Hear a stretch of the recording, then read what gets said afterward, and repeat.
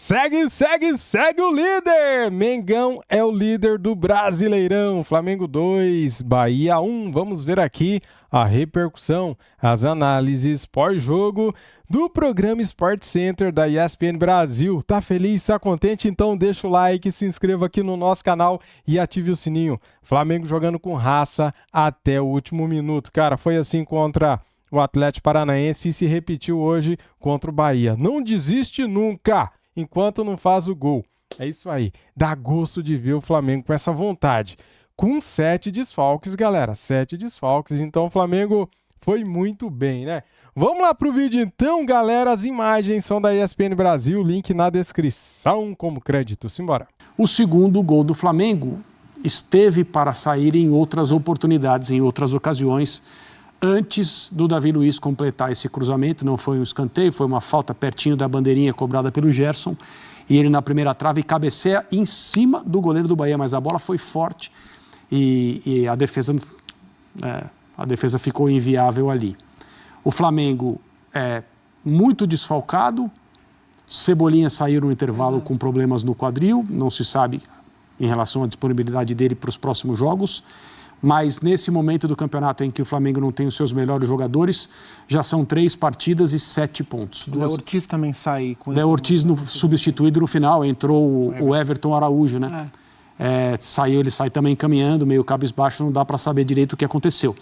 Mas o Flamengo ganhou 2 jogos e empatou 1 nessas 3 rodadas em que seus melhores jogadores estão defendendo as seleções na Copa América. E a forma como o time em campo comemorou o gol do Davi Luiz e o jogo acabou imediatamente depois, junto com a torcida, indica que esse pode ter sido um daqueles jogos que ajudam a aglutinar um trabalho, que é justamente na hora em que o Flamengo enfrenta as maiores dificuldades, em que jogadores têm sido utilizados de maneira improvisada, o Flamengo de novo com um gol no final, assim como aconteceu. Um gol de cabeça. E de novo um gol de cabeça.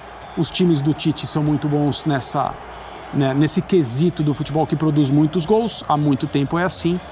E a festa no Maracanã é própria de uma partida que classifica o Flamengo para alguma coisa.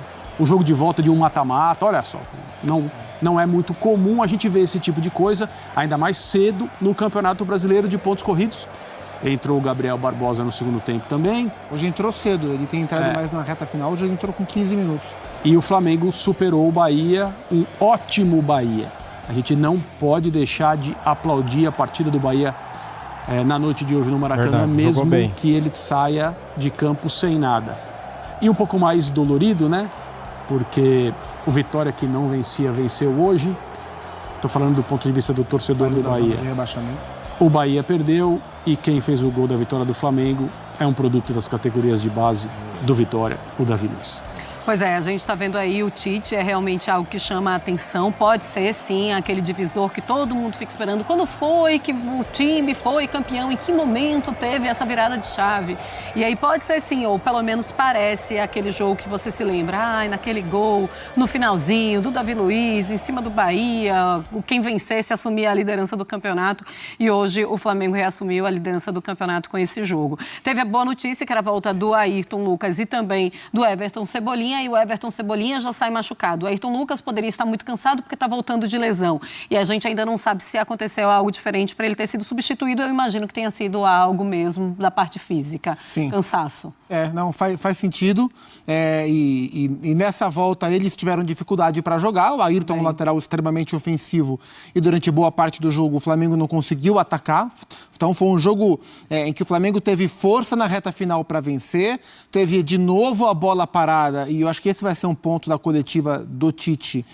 O Tite tem levado sempre, já há algum tempo, né, desde o fim da era de Corinthians, seleção, sempre alguém da comissão técnica com ele. Eu desconfio que ele vai levar o Matheus. Mas o Matheus esteve com ele no empate em Curitiba. Ele estava suspenso. O Tite estava suspenso. O Tite não estava na coletiva? Não, eu acho que era o Matheus ao lado do Clebinho. É isso, porque eu lembro do Matheus falando. Mas hoje faz total sentido. Porque acabou o jogo, o Tite pendurou no pescoço do Matheus. Porque o Matheus, filho dele, é quem trabalha as bolas paradas. Trabalha as bolas paradas e o Flamengo vem de dois resultados com bola parada no fim do jogo, resolvendo a favor. Desconfio que ele vai levar o Matheus hoje para a coletiva e vai abordar esse assunto. E foi um jogo, além da qualidade técnica das duas equipes, e concordo com o André, a gente tem que falar do jogo do Bahia, o que o Bahia impôs ao Flamengo durante mais de uma hora de jogo dentro do Maracanã, foi algo que a gente não vê acontecer, e eu fui levantar esses dados. O primeiro tempo terminou com 29% de posse de bola para o Flamengo.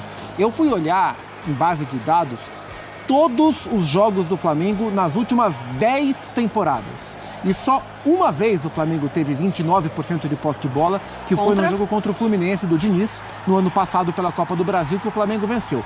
Mas aquilo foi só, o jogo de hoje foi só do primeiro tempo. Na reta final o Flamengo subiu de posse de bola. Mas só para dizer o que o Bahia impôs ao Flamengo durante boa parte do jogo. E foi um jogo de leitura tática muito interessante dos dois técnicos, porque quando o Bahia era melhor que o Flamengo, lá pelos 15, 20 do segundo tempo, na reta final da superioridade do Bahia, o Tite faz duas trocas. Ele coloca o Gabriel e coloca o Alan. Então ele coloca um atacante e um volante. E ele tira o Araújo, o Luiz Araújo e o Lohan. Ou seja, ele tira um atacante e um meia para colocar um atacante e um volante, o que dá a impressão que é uma alteração defensiva. Sim. Mas não é, porque o Alan entrou como um segundo volante para caçar, porque o Flamengo estava com dificuldade de recuperar a bola. Os meias do Bahia, que são ótimos, e são muitos, o Caio, é o Jean Lucas, é o Everton Ribeiro, é o Cauli, que é um tremendo jogador. Para mim, o melhor dos 4 no campeonato é o Cauli, joga demais. O Flamengo não conseguia roubar essa bola, o Bahia circulava essa bola. O Gerson, de segundo volante, não ia conseguir ficar mordendo. Então o Tite coloca o Alan para caçar. E a partir daí o Flamengo começa a se impor no campo de ataque, roubando bola, tendo posse e agredindo o Bahia. E aí o Rogério percebe mais pra frente que aquele jogo que era do Bahia com a bola, rodando bola, distribuindo, construindo, aquele jogo não existia mais. O que o Rogério faz? Coloca 2 homens de velocidade, porque o jogo tinha mudado. Coloca o Biel, coloca o Ademir para tentar contra-atacar. O Bahia pouco contra-ataca, não consegue contra-atacar.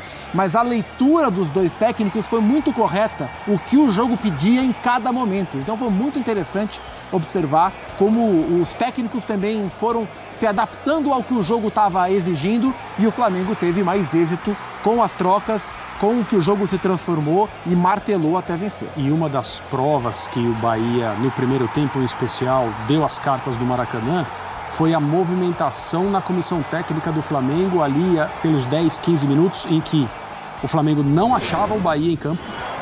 O Everton Ribeiro comandava o jogo do Bahia na transição de defesa para o ataque e era um tal de Tite conversando com o Kleber sentado, Tite levantando, Matheus em pé na frente do banco conversando com os jogadores para tentar acertar.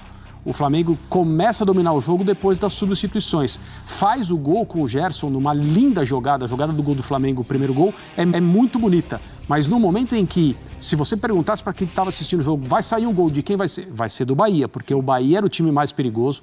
A bola chegava... Aliás, os 2 gols do primeiro tempo foram muito bonitos, né? As duas construções, né? A do Flamengo com o Lohan Pedro terminando no Gerson e o gol do Bahia com o Canu, o zagueiro Canu dando um passe, quebra a linha, acha o Jean Lucas que fez uma partida muito boa, acha o Everaldo e ele bate. Então, assim... Teve uma falha ali também do Ayrton Lucas, né? O Everaldo é mais forte, né? Mais e aí, forte, aí no corpo ele levou. Assim, o Rogério demora para falar... Mas o Rogério é um cara que a gente sabe como ele fica incomodado, irritado, transtornado com as derrotas. Mas eu imagino que ele vai reforçar para o grupo dele e na coletiva que para a identidade do projeto esportivo do Bahia, se comportar como conseguiu se comportar durante boa parte, um pouco mais da metade do jogo dentro do Maracanã, foi bastante interessante. Faltou fôlego, faltou um pouco de força física na reta final e o Flamengo se impôs para vencer com merecimento. Te surpreende a posse de bola do Bahia, André Kfouri? Me surpreendeu a dinâmica que o Bahia aplicou. A precisão de passes no primeiro tempo foi melhor do que a precisão de passes do Flamengo. E assim, e reduzir o Flamengo a esses 29%, 30% que o Gustavo citou, não é coisa para qualquer time, mesmo com o Flamengo distante da sua escalação mais capaz para jogar no Maracanã, com o torcedor no cangote dos jogadores, não é viável imaginar um Flamengo, vamos esperar o Bahia, jogar no espaço. Mas o Flamengo jogou no contra-ataque durante um bom tempo. Porque a dinâmica de jogo do Bahia era essa. E o Bahia fez isso muito bem. O meio de campo do Bahia colocou um ritmo na partida no sentido de aqui nós vamos fazer como nós achamos que devemos fazer. Isso não é fácil no Maracanã contra o Flamengo com qualquer escalação. E foi, de certa maneira, surpreendente. Pois é, a gente viu um Bahia no primeiro tempo dando as cartas mesmo. Era o Bahia que dizia como é que o Flamengo ia jogar, mas o Flamengo conseguiu ter essa saída com o Tite fazendo essas substituições. Zupa, você acha que o Tite, ele encontrou as soluções para as substituições dos jogadores que estão fora por conta de Copa América e agora também por conta de lesão, melhor do que se imaginava? Esse Flamengo joga melhor do que você estava pensando por conta dos desfalques?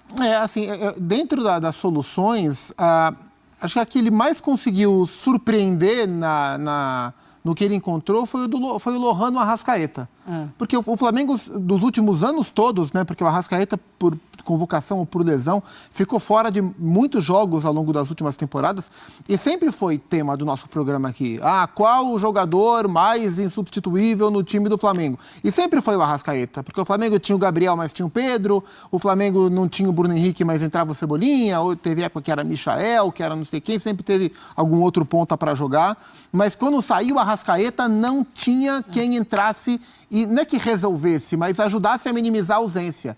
E esse menino, o Lohan, que não é um jogador que o Flamengo contratou, porque o elenco que o Flamengo tem, o ótimo elenco que o Flamengo tem, custou muito dinheiro para o Flamengo. O Lohan custou o dinheiro do investimento na base.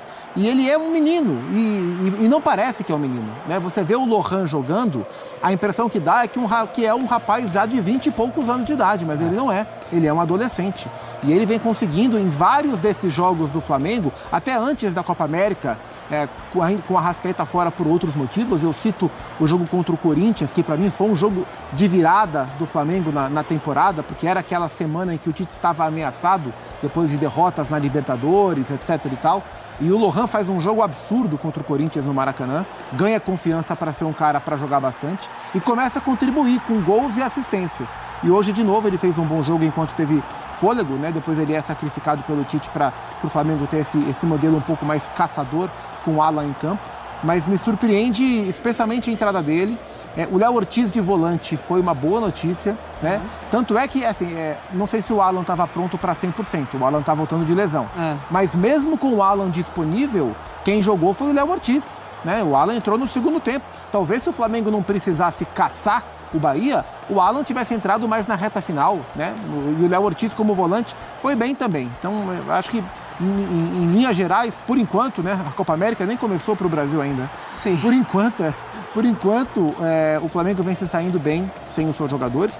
Era esperado que, mesmo com o Flamengo tendo o maior número de desfalques, também era esperado que o Flamengo tivesse um pouco mais de facilidade que alguns outros times para suprir pela quantidade de jogadores. Então, da mesma forma mas que o Flamengo... mas tem mais jogadores fora também, né? As duas coisas são verdade. Da mesma forma que o Flamengo é o que mais sofre desfalques, é o que mais tem recurso para suprir.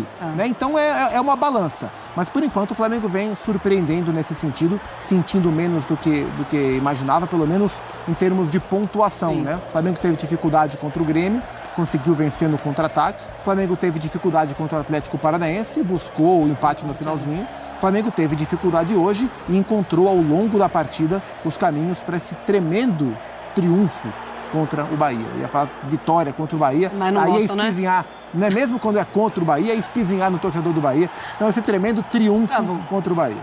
Ô, André Kfouri, eu não vou te dizer, não vou falar surpreende as soluções do Tite, mas o Flamengo joga melhor do que você estava pensando com todos os desfalques da Copa América? Sem dúvida.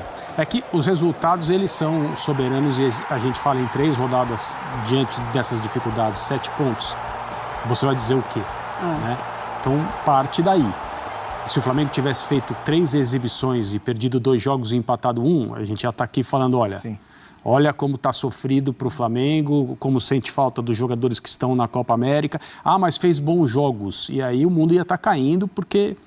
Poderia, né? Poderia ter perdido para o Atlético Paranaense e empatado hoje. É o que estava acontecendo até os acréscimos. Né? Exato. Aí nós estaríamos falando de Uma vitória, uma derrota e um empate. 4 pontos em vez de 7 em 3 rodadas. Já é uma queda dramática. E seria por isso. Seria porque há uma dificuldade em acertar uma equipe do ponto de vista competitivo sem esses jogadores, mesmo que a comissão técnica do Flamengo e todo mundo soubesse quem seria convocado e tal. Eu sempre falo, a coisa poderia ser pior. O Pedro fez uma assistência para o Gerson hoje, e se ele tivesse agora nos Estados Unidos servindo a seleção brasileira, ninguém ia poder dizer que ele foi convocado injustamente. Até me surpreende o Pedro não estar na seleção, mas felizmente para a torcida do Flamengo e para o Tite, ele está no Rio, trabalhando, jogando e ajudando muito e mantendo o seu bom nível. Sendo um dos poucos jogadores que tem sido regulares e muito acima do plano do time coletivamente em 2024. Mas agora o Flamengo vai se encontrando. E essa comemoração de hoje, ela é a comemoração de um gol, mais um no finalzinho, e isso mexe muito, né?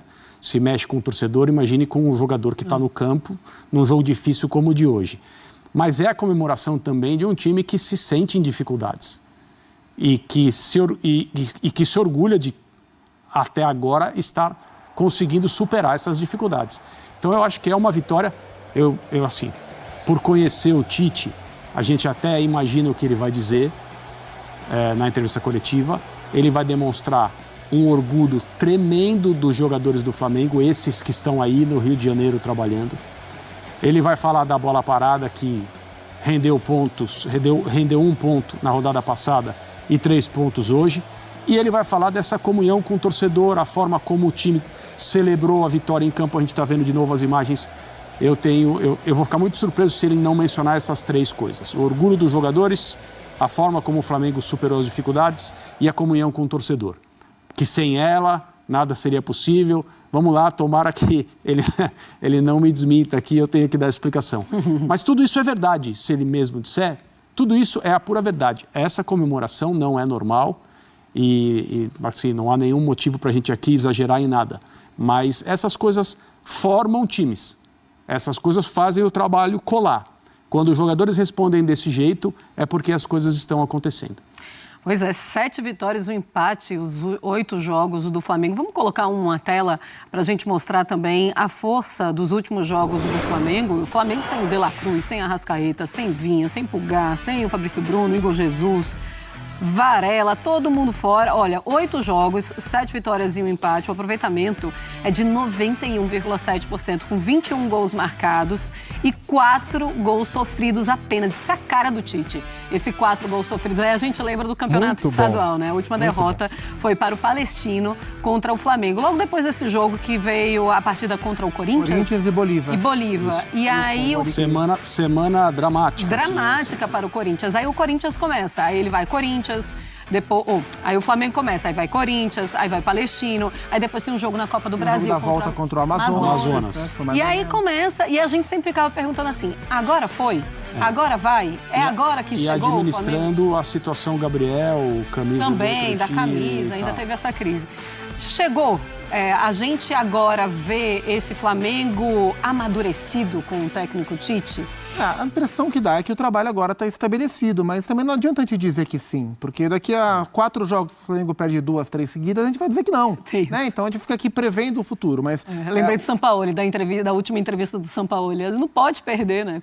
Tá isso. Então as coisas são assim, né? O Tite tem menos de 1 ano no Flamengo, né? O Tite pegou em outubro, né? Então foram 2 meses, mais 6 são 8 meses de Flamengo. 8 para 9 meses de Flamengo. Nesses 8 para 9 meses, ele já foi excelente, já foi muito bom, já foi uma porcaria, tinha que demitir, agora é excelente de novo. Então, dá a impressão de ser um trabalho agora estabelecido. O trabalho vai reunindo características mais próprias do Tite, especialmente no Campeonato Brasileiro, que é o campeonato onde eu imagino que a gente vai ver essa identidade do treinador mais presente, mais visível. O Flamengo é, para mim, o favorito para ganhar o Campeonato Brasileiro, mas não acho que seja agora que a gente vai enxergar um descolamento. O campeonato ainda tem muita margem para andar equilibrado.